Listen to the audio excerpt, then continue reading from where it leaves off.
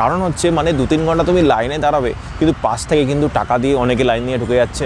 তুমি যখন সামনে যাবে তখনও দেখবে টপকে টপকে ভেতরে ঢুকে যাচ্ছে। এখানে ডালা নেওয়ার জন্য কিন্তু 50 টাকা থেকে ডালা পাওয়া যায়, বাট পুজো দিতে কেউ 100 টাকা, 150 টাকা, 1500, 2000 টাকা দিয়ে লাইনে ঢুকে যাচ্ছে। বাট কালীঘাটে কিন্তু একদমই পারা যায় না, ধাক্কা ধাক্কি দূর। যে টাকা দিচ্ছে সে মায়ের কাছে গিয়ে একদম জড়িয়ে ধরছে, এরকম একটা ব্যাপার। আর যে টাকা দিচ্ছে না সে দূরে বাইরে ধাক্কা খেয়ে দর্শনটুকু করতে পারছে না। Hi friends, welcome to my new blog. কেমন আছো সবাই? আশা করি তোমরা সবাই ভালো আছো, সুস্থ আছো। আজকের ভিডিওতে আমি তোমাদের নিয়ে যাব কালীঘাট। তো কালীঘাট মন্দির কিন্তু বর্তমানে রিনোভেট করা হয়েছে। তো চলো আজকের ভিডিওতে তোমাদের দেখাবো কালীঘাট মন্দির কখন খোলা থাকে, কখন বন্ধ হয়, পুজোর পদ্ধতি কী, আর সম্পূর্ণ মন্দিরটা দেখাবো। সঙ্গে জানাবো কালীঘাট মন্দিরের ইতিহাস। আর এই মন্দির কিন্তু সতীপীঠের অংশ। আর তোমরা যারা আমার চেনো না তাদের বলি, আমি সৌমদীপ, তোমরা দেখছো বঙ্গাইনী vlog channel. So keep watching my channel and subscribe. Kalighat মন্দির অবস্থিত দক্ষিণ কলকাতার কালীঘাট অঞ্চলে, যা চেতলা থেকে খুব কাছেই অবস্থিত। শিয়ালদা থেকে ট্রেনে আসলে তোমাদের বজর লোকাল ধরে নামতে হবে টালিগঞ্জ স্টেশন, এবং সেখান থেকে অটো বা মেট্রো করে চলে আসো কালীঘাট মন্দির। স্টেশন থেকে সময় লাগবে 10 থেকে 15 মিনিট। এছাড়া তোমরা যারা হাওড়া থেকে আসবে সেখান থেকে মেট্রোর মাধ্যমে আসতে পারো, বা বাসে নাকতলা হাওড়া বাস ধরেও তোমরা এখানে পৌঁছতে পারো। এই হচ্ছে আজকে লাইনের অবস্থা। যেহেতু বছরের শুরুর দিন, তার জন্য কিন্তু প্রচুর ভিড় আজকে রয়েছে। মানে আমি এখন যতটা যাচ্ছি প্রচুর লাইন। যে মন্দির 4টের সময় খুলেছে, তো তখন আমরা এসেছি, সকালবেলা আসেনি। তো বিকালবেলা লাইনে এসে আমরা দেখছি এখন মোটামুটি বিশাল ভিড় রয়েছে। মন্দিরে আসবার পর মন্দিরের সামনে যে দোকানগুলি রয়েছে সেখান থেকে আমরা কিন্তু ডালা নিয়ে নিয়েছিলাম। ডালা পড়েছিল 51 টাকা। এর মধ্যে কিন্তু প্যারা সন্দেশ দেওয়া হয়। কালীঘাট মন্দির খোলা থাকে প্রতিদিন সকাল 5টা থেকে দুপুর 2টো পর্যন্ত। এরপর মন্দির ভোগারতির জন্য বন্ধ থাকে দুপুর 2টো থেকে বিকেল 5টা অবধি। এরপর আবার মন্দির বিকেল 5টায় খোলে এবং বন্ধ হয় রাত 9টায়। তবে কিছু সময় দেখা যায় রাত 10:30টাতেও মন্দির বন্ধ হয় এবং দুপুর 3টে অবধিও মন্দির খোলা থাকে। সেটা বিভিন্ন ফেস্টিভ্যাল বা পাবলিক হলিডেতে তোমরা দেখতে পাবে, কিন্তু সাধারণত মন্দির রাত 9টাতেই বন্ধ হয়ে যায়। মন্দিরে প্রবেশের আগে তোমরা এখানে দেখতে পাচ্ছ কি কি মন্দির এখানে রয়েছে তা বিস্তারিত দেওয়া রয়েছে। মন্দিরে প্রবেশ করার পর বাঁদিকেই পড়বে শ্রীকৃষ্ণ ও রাধার একটি খুব সুন্দর বিগ্রহ। মন্দিরের ভেতরে ক্যামেরা করা অ্যালাউ না, তাই আমি কিন্তু দূর থেকে একটু ক্যামেরা করেছি।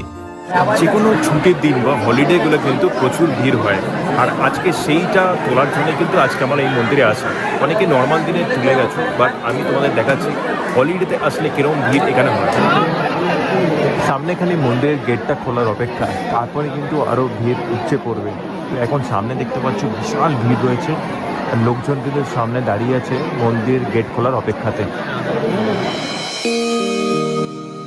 কালীঘাট মন্দির বহু প্রাচীন, যার বর্তমান বয়স প্রায় 215 বছর। 1798 খ্রিস্টাব্দ থেকে এই মন্দির নির্মাণের কাজ শুরু হয়, এবং এই মন্দির নির্মাণের ক্ষেত্রে সাবর্ণ রায় চৌধুরী পরিবারের পৃষ্ঠপোষকতায় 11 বছরের পরিশ্রমের পর বর্তমান মন্দিরের কাঠামোটি 1809 খ্রিস্টাব্দে সম্পন্ন হয়।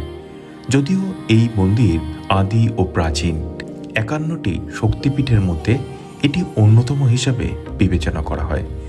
দেবী সতীর ডান পায়ের আঙ্গুল এখানে পড়ার কথা পুরাণে বর্ণিত মতে জানা যায়।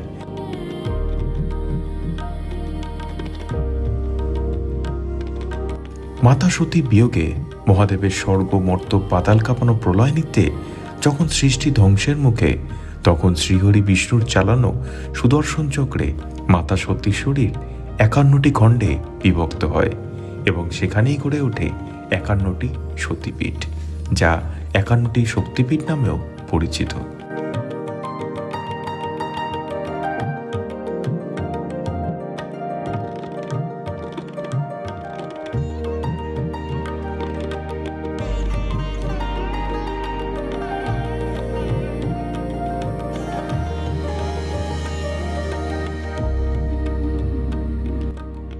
এখানে রয়েছে মহাদেবের একটি খুব সুন্দর মন্দির। বাংলার আটচালা স্থাপত্য শিল্পের নিদর্শন দেখা যায় এই মহাদেবের মন্দিরটির মধ্যে।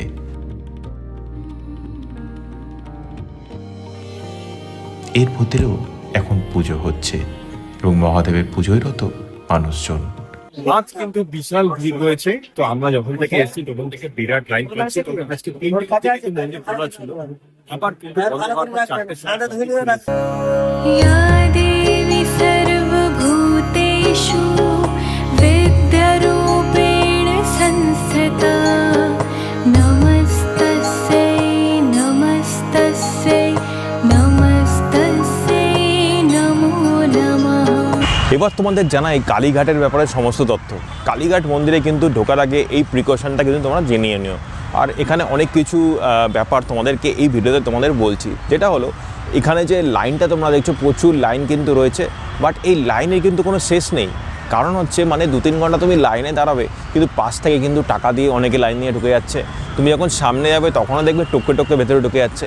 এখানে ডালা নেওয়ার জন্য কিন্তু 50 টাকা থেকে ডালা পাওয়া যায়, বাট পুজো দিতে কেউ 100 টাকা, 150 টাকা, 1500, 2000 টাকা দিয়ে লাইনে ঢুকে যাচ্ছে। আর প্রচণ্ড বিশৃঙ্খলতা। আর মা কালীর সামনে গিয়ে যেভাবে আমরা দর্শন করি দক্ষিণেশ্বরের মধ্যে, কিন্তু এখানে কিন্তু সেটা হয় না। তারাপীঠে হলে তারাপীঠেও কিন্তু এরকম টাইপের ব্যাপার আছে, কিন্তু আমরা সামনে গিয়ে তা দর্শন করতে পারি, বাট কালীঘাটে কিন্তু একদমই পারা যায় না। ধাক্কা ধাক্কি দূর, যে টাকা দিচ্ছে সে মায়ের কাছে গিয়ে একদম জড়িয়ে ধরছে, এরকম একটা ব্যাপার। আর যে টাকা দিচ্ছে না সে দূরে বাইরে ধাক্কা খেয়ে দর্শনটুকু করতে পারছে না। মানে একদমই মিসম্যানেজমেন্ট বলবো, একদমই খুব বিশৃঙ্খল অবস্থা। যেখানে বড় মার মন্দিরে গেছিলাম আমি, তোমরা দেখেছো বড় মার মন্দিরে খুব সুন্দরভাবে কিন্তু ওখানে সমস্ত কিছু দেখভাল করা হচ্ছে।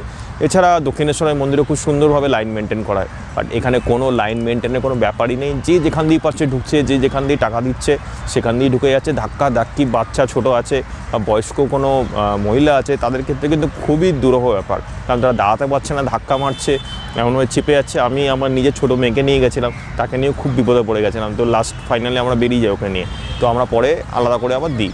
তো সেই ক্ষেত্রে বলবো কালীঘাটে যদি তোমরা আসো, এই সব ব্যাপারগুলো কিন্তু মাথায় রাখতে হবে তোমাদের, কারণ মাথা তোমাদের ঠান্ডা রাখতে হবে, কারণ প্রচুর বেলাইন হবে, তোমাদের সামনে সামনে থেকে লোক ঢুকে যাচ্ছে। আর এছাড়া টাকার ব্যাপার আছে, যদি তোমার টাকা থাকে তাহলে 1,500-2,000 টাকা দিয়ে তোমরা লাইনে গিয়ে দেখে নাও। আর যদি টাকা না থাকে তাহলে ওরকম লাইন দিয়ে 2 ঘন্টা 3 ঘন্টা কখন যে তুমি শেষ হয়ে পুজো নিজেও যাও। তো আশা করি ভিডিওটা তোমাদের সকলেরই খুবই ভালো লেগেছে, কারণ এই ভিডিওতে তোমাদের দেখালাম এই মন্দির কখন খোলা হয়, বন্ধ হয়, পুজোর পদ্ধতি এবং নতুন যে মন্দিরটা রেনোভেশন হয়েছে সেটাও তোমাদের দেখালাম। তো যদি ভালো লেগে থাকে তাহলে কিন্তু রিকোয়েস্ট করবো আমার পাশে থাকার জন্য। আর এছাড়া আমার চ্যানেলে কিন্তু প্রচুর ভিডিও দেখতে পারবে, যেখানে কিন্তু একদিনে কোথায় ঘোরা যায় বা একদিন বা 1 রাত 2 দিনে কোথায় ঘোরা যায় সমস্ত ভিডিও কিন্তু পেয়ে যাবে। তার জন্য কিন্তু বঙ্গাইনি ব্লগ চ্যানেলটাকে সাবস্ক্রাইব করে রাখো। তো দেখা যাবে নতুন কোনো ভিডিওতে, নতুন কোনো জায়গায়, নতুন কোনো তথ্য নিয়ে আবার চলে আসবো। ততদিন তোমরা ভালো থেকো, সুস্থ থেকো, চলো বাই।